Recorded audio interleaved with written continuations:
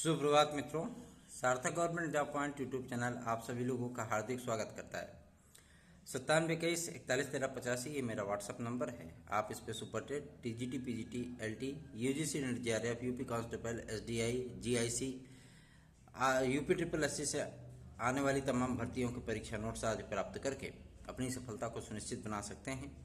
सार्थक government job point YouTube channel पे यदि आप नए हैं तो चैनल को सब्सक्राइब कर लीजिए, वीडियो को लाइक कर दिया करिए, बेल आइकन दबा करके रखा करिए ताकि जब भी हम वीडियो डालें आपको नोटिफिकेशन मिले और आप उसे शेयर कर सकें। चलिए खबरों की शुरुआत कर लेते हैं। सर्वप्रथम इस बात की जानकारी हम आपको दे दें कि शासन स्तर पर आप लोगों के विज्ञापन आदि को लेकर के जो चर्चाएं आम हैं, जो चर्चाएं चल रही हैं, वो सारी चीज़ें अब आपको मीडिया में भी वो चीज़ें दिख रही हैं।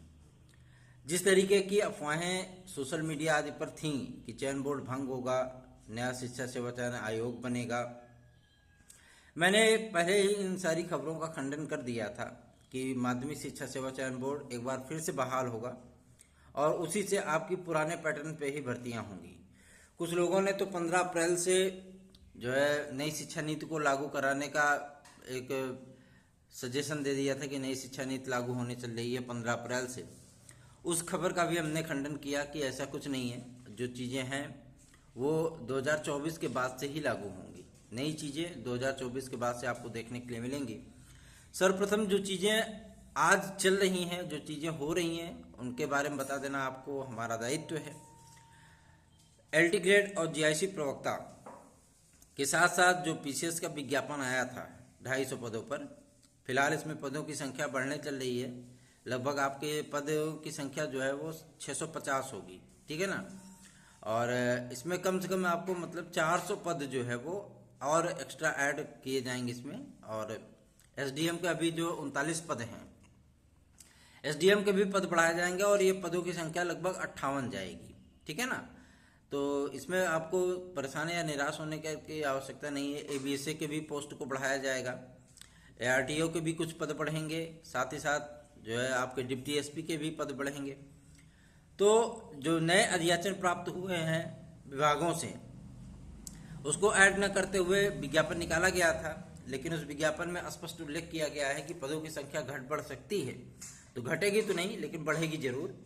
और इसके साथ ही अब खंड शिक्षा अधिकारी के लिए जो अध्याचन आदि प्रक्रिया हुई थी, वो अध्याचन सभी के सभी माध्यमिक शिक्षा आपके उत्तर प्रदेश लोक सेवा आयोग पहुंच चुके हैं और अध्याचनों की संख्या 1100 कुछ है, ठीक है ना, मतलब 1100 कुछ है।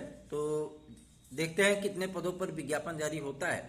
लेकिन एपीओ सहित जो तमाम भर्तियां हैं, जो बड़ी भर्तियों के विज्ञापन हैं, वो विज्ञापन अभी पेंडिंग है। पेंडिंग इसलिए है कि जो विश्वविद्यालय अनुदान आयोग को भेजा गया पत्र है, चाहे वो मुख्यमंत्री कार्यालय की तरफ से हो, चाहे वो शिक्षा निदेशालय की तरफ से हो, या उत्तर प्रदेश लोक सेवा आयोग की तरफ से हो, उस पत्र का जवाब 10 दिन के भीतर विश्वविद्यालय अनुदान आयोग, क्योंकि वहाँ पे प्रत्यावलियाँ आदि सब निकाली जा रही हैं और सभी डिग्रियों का विश्लेषण करने के बाद, चूंकि ये सर्विस मैटर है ना, तो सभी डिग्रियों का विश्लेषण करने के बाद ही पत्र का जवाब दिया जाएगा, ताकि किसी भी प्रकार की आगामी भविष्य में कोर्ट आदि को लेकर के भी कोई भी समस्या ना हो, ठीक है।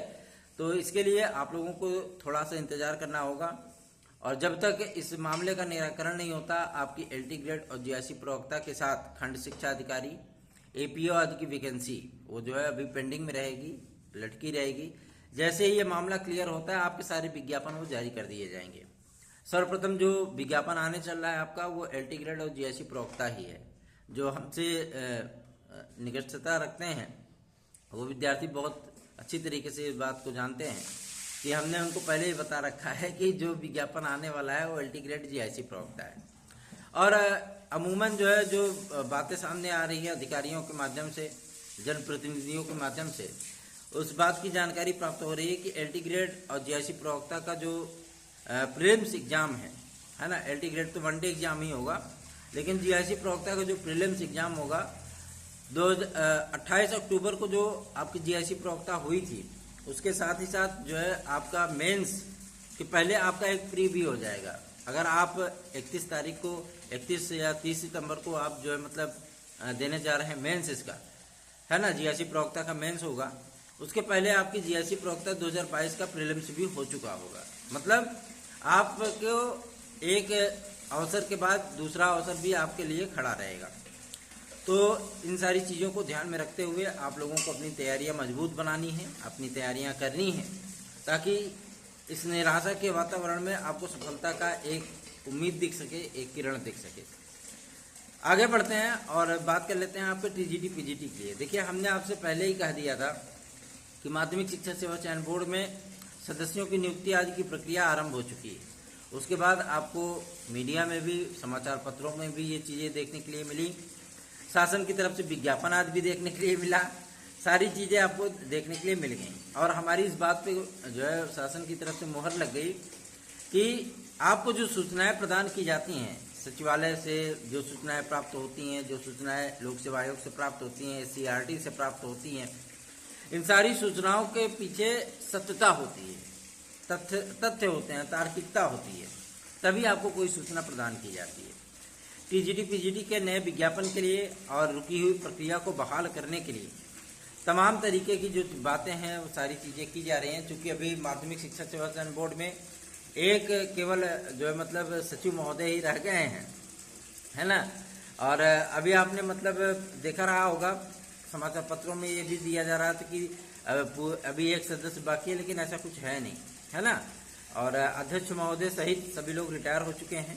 सबको रिटायर मतलब किया गया है, रिटायर हुए नहीं है है ना। तो आप लोगों को परेशान होने की आवश्यकता नहीं है। जैसे कि टीजीटी बायोलॉजी 2011 का रिजल्ट अभी पेंडिंग है, वो रिजल्ट भी डिक्लेयर होने चल रहा है।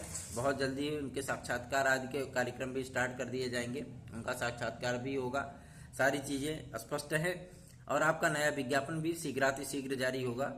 ये विज्ञापन आपका मई माह में अवश्य ही जारी कर दिया जाएगा और पूरे जून आपके आवेदन चलेंगे। जुलाई या अगस्त में आपका टीजीटी का पेपर हो जाएगा। आप लोग अपनी तैयारियों को मजबूत बनाए रखिए ताकि इस बार आप लोगों को सफलता प्राप्त हो। बात कर लेते हैं एडेड जूनियर के लिए। एडेड जूनियर के सबसे ज़्यादा विद्यार्थी जो है माथापच्ची करते हैं कि सर कब तक फाइनल होगा, कब तक फाइनल होगा। तो एडेड जूनियर जो है वो पूरी तरीके से बन चुका है हलवा इसलिए मैं कह रहा हूँ क्योंकि इसमें जो STF की रिपोर्ट लगी है, STF की रिपोर्ट बहुत कुछ कहती है कि इसमें व्यापक तौर पे धांधली हुई है। और वैसे भी सरकार इस भर्ती को कंप्लीट करना नहीं चाह रही थी, तो उसको एक आधार मिल गया इस भर्ती को समाप्त करने का, इसके समस्त पदों को नए विज्ञापन में सम्मिलित करने का। चूंकि इसमें शुरुआत से ही बहुत सारे विवाद रहे हैं। विवाद ये रहे कि 50% वाला मामला था, कोर्ट ने आदेश किया, उसके बाद हस्तलिखित फार्म पे आवेदन लिया गया, बहुत सारे विद्यार्थी आवेदन ही नहीं कर पाए। अब जो विद्यार्थी गौतम बुद्ध नगर में, जो विद्यार्थी बहराइच में, जो विद्यार्थी श्रावस्ती में, कुशीनगर आदि में है, वो केवल और केवल 12 घंटे के आवेदन की तिथि के अंदर वो कैसे आकर के आवेदन करता है। ये सारे मामले जो है वो इस भर्ती के लिए, इस भर्ती को समाप्त करने के लिए पर्याप्त थे। और यही सारी चीजें थी कि जिसकी वजह से यह भर्ती लटक गई। और अब शासन की जो मंशा हो रही है वो इसी चीज के लिए है कि इस भर्ती को समाप्त करके जो है नया विज्ञापन निकाल करके इन समस्त पदों को उसमें ऐड करके नया आवेदन लेकर के तब एग्जाम कराया जाए। अब बात कर लेते हैं आपकी प्रारंभिक अर्हता परीक्षा पेट 2022 की। पेट 2022 के लिए बहुत सारे विद्यार्थी परेशान हैं कि सर पेट 2022 का विज्ञापन कब तक आएगा। मैं आपको बता दूं, इस बार शासन की कोई मंशा नहीं है प्रारंभिक अर्हता परीक्षा कराने की। पेट को लेकर के शासन गंभीर नहीं है, ठीक है। अब शासन की क्या मंशा बनती है, बाद में क्या उनकी स्ट्रेटेजी होती है, वो तो देखने वाली चीजें होंगी। लेकिन अगर आपके लिए पेट का नोटिफिकेशन जो है मई या जून तक नहीं आता है तो ये जान लीजिए कि पेट नहीं होगा। वैसे 95% उम्मीद है, क्योंकि शासन से जो रिपोर्ट हमें प्राप्त हो रही है उसके आधार पर मैं आपसे कह सकता हूँ कि जो है किसी भी तरीके की आपको समस्या नहीं होगी, ठीक है ना। तो आप लोग बिल्कुल भी परेशान ना हो। और आपको वीडियो की वैकेंसी और साथ ही साथ जो अन्य आने वाली वैकेंसियां हैं, मंडी सहायकों की, सचिवों की, हाँ, तमाम प्रकार की भर्तियां UP-SSC से आती रहती हैं, वो सारी भर्तियां प्रारंभिक अर्हता परीक्षा के बिना ही आपको अब देखने के लिए मिलेंगी। और शासन से रिक्वेस्ट भी किया गया था कि इस परीक्षा को समाप्त कर दिया जाए, क्योंकि इसका कोई मतलब नहीं है ना। जितने विद्यार्थी एलिजिबल हैं वो विद्यार्थी आवेदन करेंगे, क्योंकि कुछ विद्यार्थी इंटर लेवल के होते हैं, कुछ विद्यार्थी ग्रेजुएशन लेवल के होते हैं। तो तमाम भर्तियों का जो है लेखा जोखा वो UP-SSC के पास रहता है। समूह ग, समूह घ, ये सभी पद जो का जो है विश्लेषण वो करके भर्तियां करता है, ठीक है। तो तो आप लोगों को परेशान होने की आवश्यकता नहीं है। बात कर लेते हैं आपके सुपर टेट की, प्राथमिक शिक्षा भर्ती को लेकर के जो शासन की मंशा है, जो शासन में बातें चल रही हैं वो आम है।